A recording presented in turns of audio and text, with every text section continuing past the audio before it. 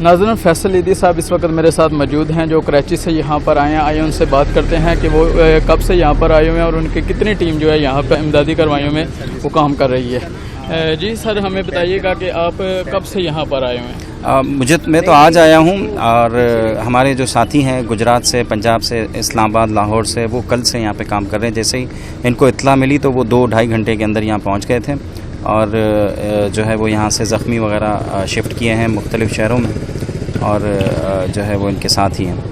तो आपकी कितनी टीम जो है यहाँ पर और कितनी एम्बुलेंस यहाँ पर जो हैं कार्रवाइयों में हिस्सा ले रही हैं? हमारी 40 से ज़ायद एम्बुलेंसेस जो है वो इस वाक़ये में इस्तेमाल हुई हैं और ज़्यादातर जो है वो पंजाब साइड की आई हैं, इस्लामाबाद, लाहौर, गुजरात, गुजरावाला और इवन जहलम, इनकी सबकी एम्बुलेंसेस जो हैं वो ऊपर की तरफ आ गई थी जैसे इनको इत्तला मिली और 40 से ज़ायद एम्बुलेंसेस ने जो है वो इसमें हिस्सा लिया है।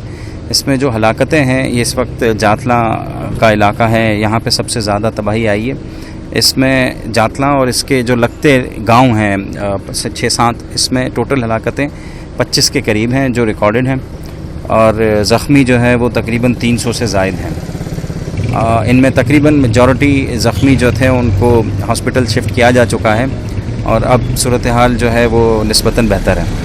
तो क्या आपको ये यहाँ से रेफ़र करते हुए, शिफ्ट करते हुए मीरपुर में कोई आपको रुकावट, रस्तों का कोई मसला या कोई भी किसी किस्म की जो है इमदादी कार्रवाइयों में कोई प्रॉब्लम या कोई मसला आपको दरपेश हो? कल रास्ते बंद थे कुछ, लेकिन अब खोल दिया आर्मी ने।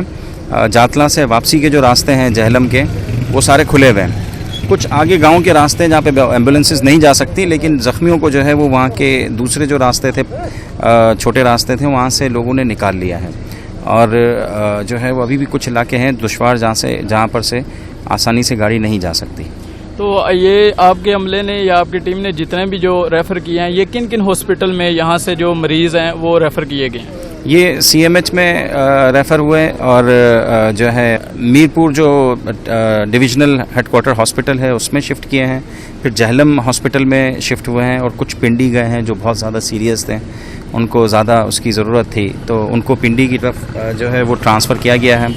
वो थोड़े से ही हैं, बाकी तो सारे ज़्यादातर जो है वो जहलम और मीरपुर के अस्पतालों में ही हैं। तो आपके टीम के या आपके सर्वे के मुताबिक यहाँ पर कितनी इमदादी कार्रवाइयाँ जो है मुकम्मल हो चुकी हैं और कितना काम बाकी है जो कि आप ये जिसमें ज़ख्मी और जो बॉडीज़ वगैरह हैं जो शिफ्ट कर रहे हैं उसमें कितना आप समझते हैं कि इलाका अभी जो है वो सर्च नहीं हो सका?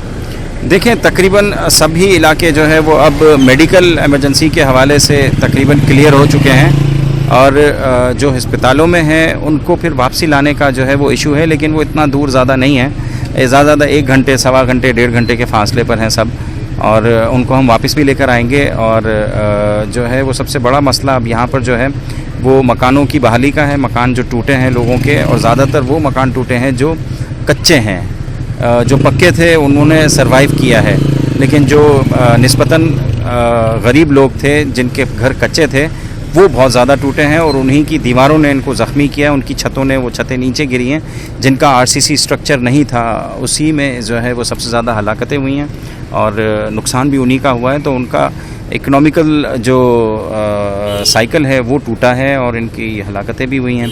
तो उनको गवर्नमेंट को कोशिश करना चाहिए कि इनके इकनॉमिकल साइकिल को दोबारा से फौरी तौर पे बहाल करें ताकि ये अपने पाँव पे खड़े हो सकें फौरी तौर पर।